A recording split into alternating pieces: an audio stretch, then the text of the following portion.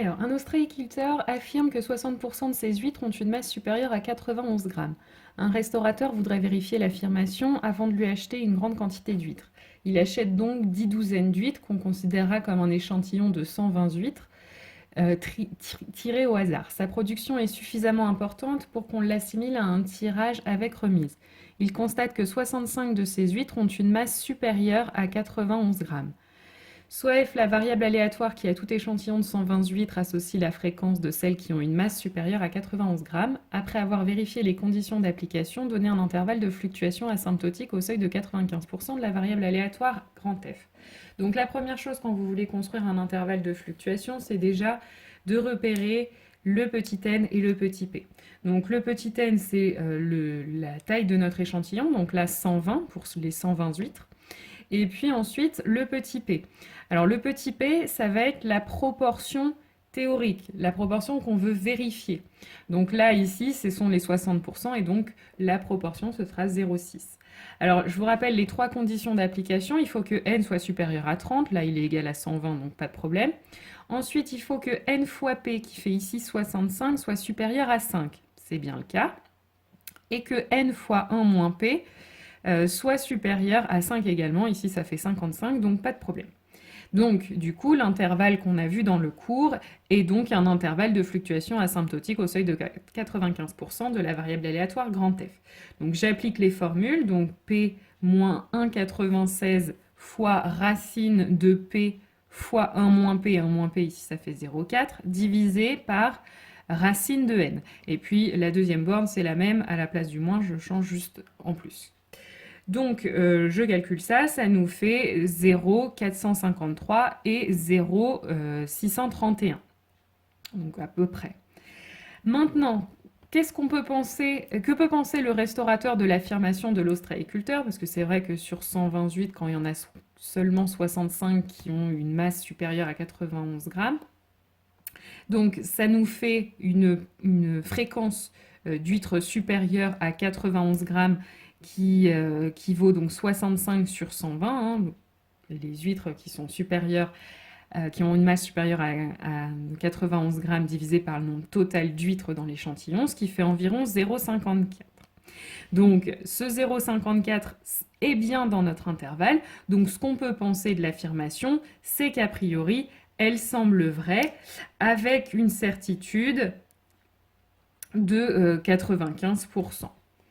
Exercice 9, donc on vous explique qu'un enfant a lancé 4040 fois une pièce de monnaie et obtient 2048 fois pile. La question c'est de savoir si la pièce utilisée peut être considérée comme équilibrée ou pas. Alors, ce qu'on va faire dans un premier temps, c'est qu'on va supposer qu'effectivement la pièce est équilibrée et sous cette hypothèse, on va déterminer un intervalle de fluctuation asymptotique au seuil de 95% de la variable aléatoire grand F correspondant à la fréquence de pile sur un échantillon de taille 4040. Donc ça veut dire que notre échantillon, il est de taille 4040, nos lancers de pièces.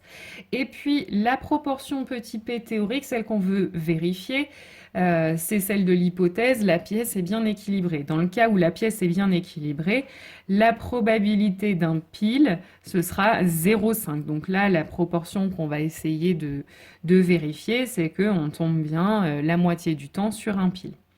Donc on vérifie avant de construire notre intervalle de fluctuation que les conditions sont bien présentes. Donc n là est bien supérieur à 30. N fois p ça fait 2020, tout comme n fois 1 moins p. Donc c'est bien supérieur à 5. Donc les trois conditions sont réunies. L'intervalle suivant est donc un intervalle de fluctuation asymptotique au seuil de 95% de la variable aléatoire grand F. Donc encore une fois, petit p, donc 0,5, moins 1,96 fois racine de petit p fois 1 moins p, donc 0,5 fois 0,5, sur racine de n, donc 4040, et puis l'autre borne, la même chose, mais avec un plus. On trouve 0,485 et 0,515. Maintenant, on vous demande d'énoncer une règle de décision permettant de rejeter ou non à partir d'un échantillon de 4040, de taille 4040, l'hypothèse d'équilibre de la pièce au seuil de 5%. Donc là, vous énoncez un petit peu la règle qu'on a déjà utilisée dans l'exercice 8. Donc si la fréquence de pile en 4040 lancées appartient à l'intervalle qu'on vient de déterminer, on peut penser que la pièce est équilibrée, sinon non, avec 5% de chance de se tromper. Et enfin, on vous demande quelle conclusion peut-on tirer du nombre de piles obtenues par l'enfant. Sachant qu'il a obtenu 2048 piles sur un total de 4040 lancés, ça fait une fréquence de piles d'environ 0,502. 0,502 est bien compris dans l'intervalle de fluctuation asymptotique qu'on vient de déterminer. Donc on peut affirmer que la pièce est équilibrée avec 5% de chance de se tromper. Et enfin, dans la règle de décision énoncée, le risque de ne pas rejeter l'hypothèse alors qu'elle est fausse est-il de 5%? La réponse est oui. Dans ce cas de figure, on se serait trompé. On n'aurait pas rejeté l'hypothèse alors qu'en fait, il aurait fallu puisqu'elle était fausse. Donc, c'est un risque de 5%. Alors, notre exercice 10 commence avec une première question où on revient un petit peu sur la loi exponentielle. Donc là, on vous dit qu'on a une variable aléatoire grand T qui correspond au temps d'attente en jours entre deux tremblements de terre à la surface du globe. On vous dit qu'elle suit une loi exponentielle de paramètres 0,0023. Et on vous demande de calculer la probabilité que ce temps d'attente dépasse 365 jours. Donc la probabilité que t soit supérieur à 365, pour la calculer quand vous avez une loi exponentielle, on fait 1 moins la probabilité que t soit inférieur ou égal à 365 jours. Ce qui revient à calculer 1 moins l'intégrale de 0 à 365. Je vous rappelle, dans une loi exponentielle, les valeurs prises par la variable aléatoire sont positives, donc de 0 à 365, de la fonction 0,0023 exponentielle de moins 0,0023 x dx. C'est la fonction densité de la loi exponentielle. Maintenant, je cherche une primitive de cette fonction. Alors, on avait déjà vu dans le chapitre sur les lois exponentielles qu'en fait, c'était toujours la même. C'est moins exponentielle de votre paramètre lambda fois x. Donc, de 0 à 365. On remplace d'abord le x par 365. Donc, là, attention, j'ai moins, donc ça fait plus. Exponentielle de moins 0,0023 fois 365. Et ensuite, je soustrais en remplaçant le x par 0. Donc, ça me fait moins 1. Les 1 vont donc s'annuler. Il va juste me rester exponentielle de, j'ai fait le produit ici, moins 0,8395. Ensuite, la question 2, on revient plus dans le chapitre en cours. On vous demande, dans un premier temps, de donner un intervalle de fluctuation asymptotique de la variable aléatoire grand X sur 62 au seuil 0,95, où grand X est la variable aléatoire associée au nombre de temps d'attente d'un tremblement de terre grave dépassant 365 jours sur un échantillon de 62 temps d'attente. Donc, encore une fois, on repère le petit n. Là, on a un échantillon de 62 temps d'attente.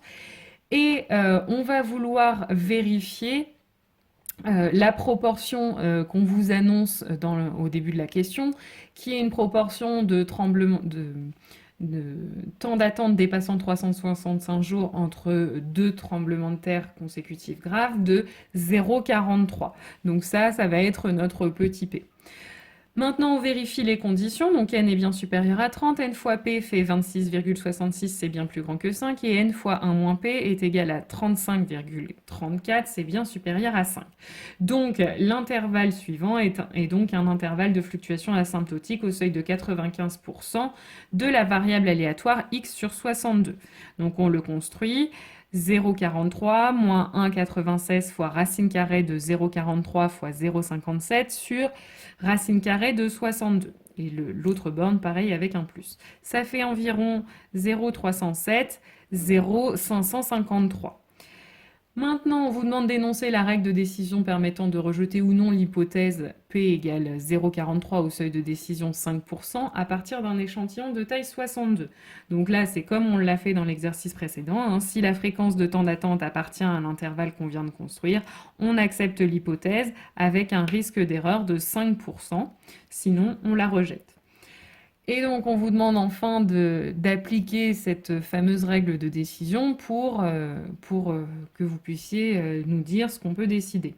Donc là, on vous dit qu'on a, sur un échantillon de 62 temps d'attente, on en a 29 qui sont supérieurs à 365 jours. Donc, on a 29 sur 62 qui fait environ 0,468. C'est dans l'intervalle, donc on accepte l'hypothèse, toujours avec un risque d'erreur de 5%. Et enfin, exercice 12, d'après un récent sondage, 26% des Français se déclarent allergiques au pollen de fleurs. On étudie la fréquence petit f des personnes allergiques sur un échantillon de taille 400 personnes. Sous l'hypothèse P égale 0,26, déterminer l'intervalle de fluctuation asymptotique au seuil de 95% de la variable aléatoire grand F correspondant à la fréquence de personnes allergiques sur un échantillon de taille 400. Donc petit n, c'est la taille de notre échantillon, c'est 400. Le petit p, la proportion qu'on va vouloir vérifier, c'est 26%, donc 0,26. N est bien supérieur à 30, n fois p fait 104, c'est bien plus grand que 5, et n fois 1 moins p fait 296, c'est bien plus grand que 5. Donc, l'intervalle suivant est un intervalle de fluctuation asymptotique au seuil de 95% de la variable aléatoire grand F. Donc, 0,26 moins 1,96 fois racine carrée de 0,26 fois 1 moins 0,26 qui fait 0,74 sur racine carrée de 400. Et de l'autre borne, même chose avec un plus. Ça nous fait 0,217, 0,303. Maintenant, sur les 400 personnes testées, on trouve 120 personnes allergiques.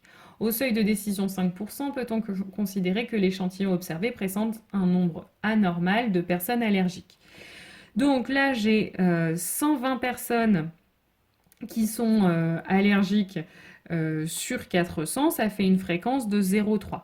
0,3 est bien dans notre intervalle de fluctuation, donc l'échantillon observé présente un nombre normal de personnes allergiques, c'est ce qu'on peut affirmer avec 5% de risque d'erreur.